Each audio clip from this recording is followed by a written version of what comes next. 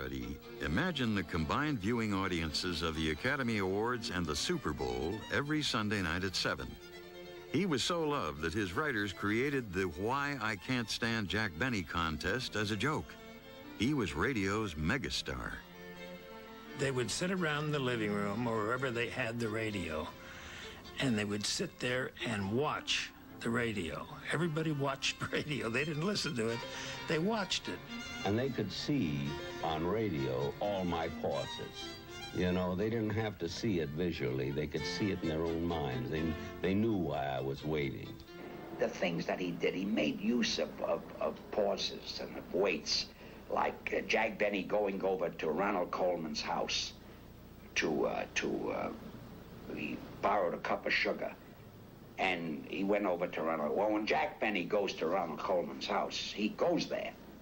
He goes down 8 steps. Then he walks on the sidewalk. Then he's carrying the cup. And after that, as a man passes him and drops 10 cents in the cup, and you hear the 10 cents drop, and Jack says, thank you. Then he walks again and walks up 8 steps, rings the bell. There was no hurry with Jack. He knew how to use these weights and knew how to use radio. In 1934, 40-year-old Jack Benny found a new playmate. He and Mary adopted Joan Naomi. I can see it so clearly, like it was yesterday. And he was so cute. The car wouldn't start without a kiss. I mean, he would do all the silly things like, you know, trying the key and it didn't work, and pumping the accelerator and it didn't work, and nothing would work. And finally, he would turn to me and say, the car won't start without a kiss. And I would give him a kiss, and then the car would start, and we'd drive off to Malibu. But he was like a little kid, you see, and that was part of his charm, too, that he had that little kid's quality. He'd say, Miss Mackenzie and I want our coffee and our soup so hot, I mean so hot, that if you can bring it in, don't bother. You know, he was like, just like a little kid. Say, boss, that pressure blue suit, how does it look? Fine. Now take it off and hang it in the closet. Jack really felt strongly about his people. I remember one day we were in the office. We had just finished writing the script, and our guest star was Groucho Marx. Jack says, why don't you take it over to Groucho's house and let him see what we've got? So we did, went over to Groucho's house, and as he read through the script, he insulted almost every line. So we said, okay, Groucho, we'll go back and see what we can do with it. So we went back to the office, and Jack said, how did it go? He said, well, and we told him exactly what Groucho did. He says, Jack said, we just won't use him. You being a concert violinist, naturally I felt that we have something in common. Yes, sir. We have something in common? Yes, Jack's violin has 4 strings, too. And I remember, after many years of close friendship, I said to him one day, hey, Jack, why don't you work a little more? You know, you could really play quite decently if you worked at it a little bit. He said, Isaac, that decent I can play, and if I play any better than I do now, it won't be funny. We also happen to have a man here tonight who is one of the greatest, if not the greatest, American violinists. Mr. Zaghetti, would you care to play Love in Blue Mioso? I don't think I have ever heard that number. Many said Jack was best on film when he played Jack. Don't worry. The minute I hear people calling you a rat, I'll raise your salary. All right, I'll be so big a rat you can put a saddle on me. But 20th Century Fox didn't hire Jack Benny to play himself. For Charlie's Aunt, he was Charlie's Aunt. And in To Be or Not to Be, he played a Polish actor playing a Nazi.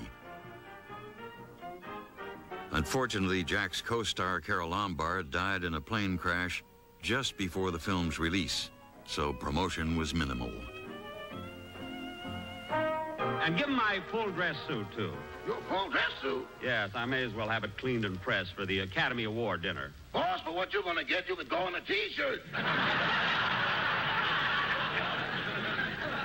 Look, Rochester, I'm not expecting an award this year. After all, I didn't make a picture. Maybe they'll give you an award for that. In a business where most people are desperate to if anything, tart up their achievements. Benny was willing to, you know, make comic hay of an entire segment of his career, you know, and in this case, I think unfairly so, because, you know, I think his movie work was better than rated. But for Jack Benny and America, radio was always the thing. After 24 years of Sunday nights at 7, each got to know the other pretty well. The affection was mutual.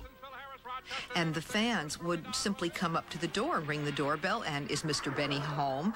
And sometimes if he was home and not doing anything in particular, he'd come to the door and talk to the fans.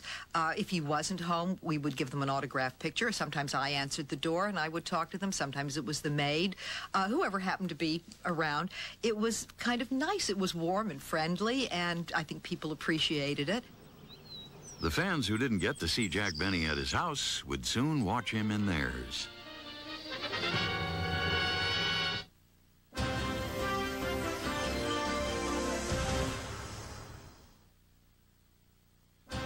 A&E's look at Jack Benny continues on Biography. Hello, Mr. Benny's dressing room, star of stage, screen, radio, and right now he's in front of the cameras trying to convince television. Hello, kiddo. Where have you been all my life? Avoiding it. Hey, you're good. I like my tomatoes with a little spice. Radio ended vaudeville careers, television ended some radio careers, but Jack Benny, the first king of all media, seemed right at home wherever he was. His easy elegance and gentle delivery translated perfectly on television, and audiences could finally see those famous pauses they only heard on radio.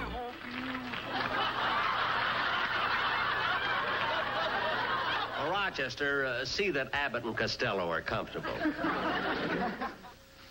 Being I got a hunch, the reason for this golf date is that Jack would like to use us as guest stars on his television show. Oh, no, that's not for me. They tell me... Fearing competition, major movie studios prohibited many of their stars from appearing on television.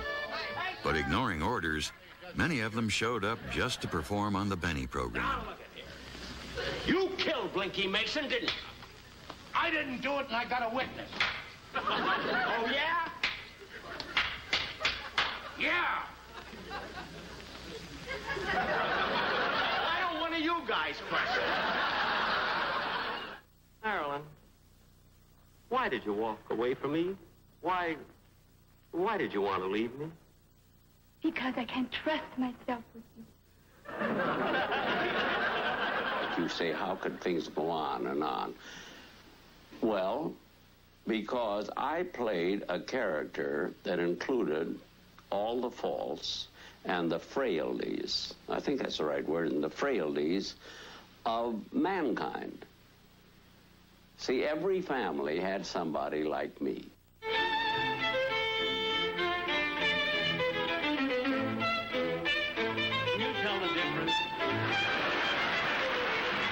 Jack was the only one, the only single major television personality that I knew that only made fun of himself in relation to his guests, never the guest. I remember one morning he came in and he said, he says, fellas, I saw a show last night on television with the chimps, the marquee chimps. We can really do a funny show with them. And I said, go ahead, what else? He says, I don't know. That's the job of you fellas. And he turned and walked toward the door, and as he stopped, he said, I wouldn't have your job for $1 million, and went out.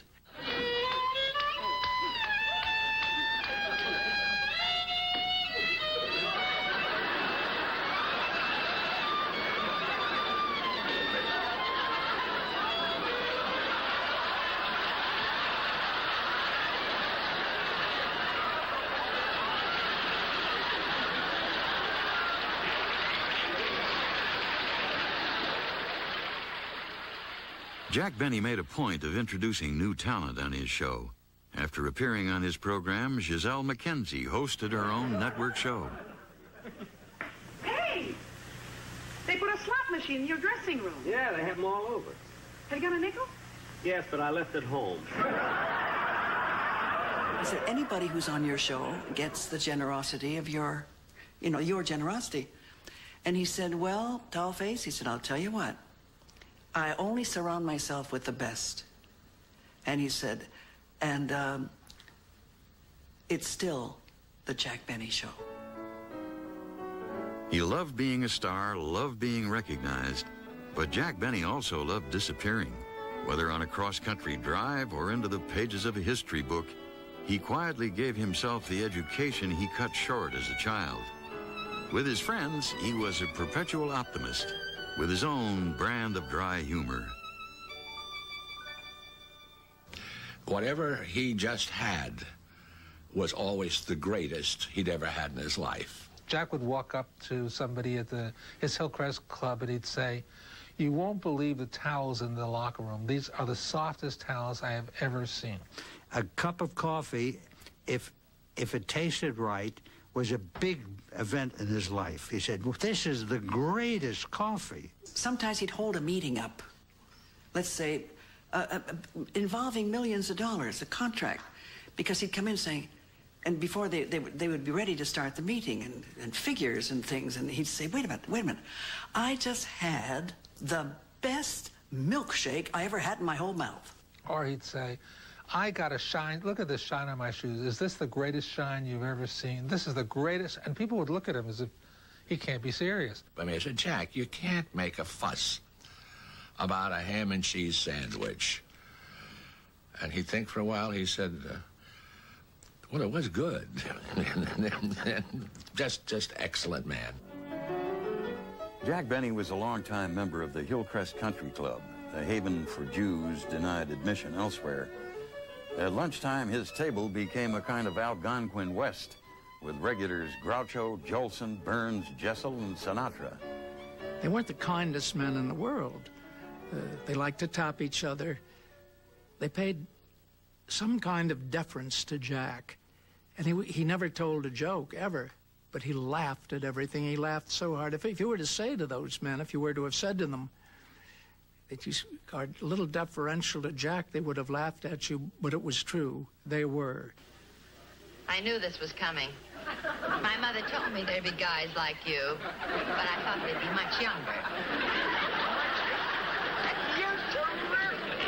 Well, I must tell you, he loved Mary. But I don't know who else did. Forgive it. I'm just being very honest about this thing. Mary was a tough gal. And if she didn't like you, in her own way or ways, she could make it kind of rough for you or uncomfortable for you. She not only gave up Sadie Marks, she didn't want to be reminded that she had ever been Sadie Marks. She was Mary Livingston, but more often she was Mrs. Jack Benny. And I think some of that insecurity manifested itself in a kind of imperiousness and a feeling that she was due special privileges, just the opposite of my father. Well, I'm one of the people who disagree with people who say things not nice or semi-not nice about Mary. What I said about how Jack wanted Mary to be happy, I always found that if Jack were not happy about something, Mary was very upset. Jack and Mary slept in separate bedrooms the last 25 years of their marriage. Only after his death did rumors of infidelity surface. I speak no evil, I hear no evil. Let me put it that way. Everybody loved him. None of this would have happened if she had just treated him a little nicer than she did. Well, I always remember one thing he said that I thought was very cute. He said, you know, everybody's saying that you and I are having an affair. He said, would you do me a favor? And I said, anything, Jack. He said, never say we did and never say we didn't. I said, you got it. I've always kept my promise.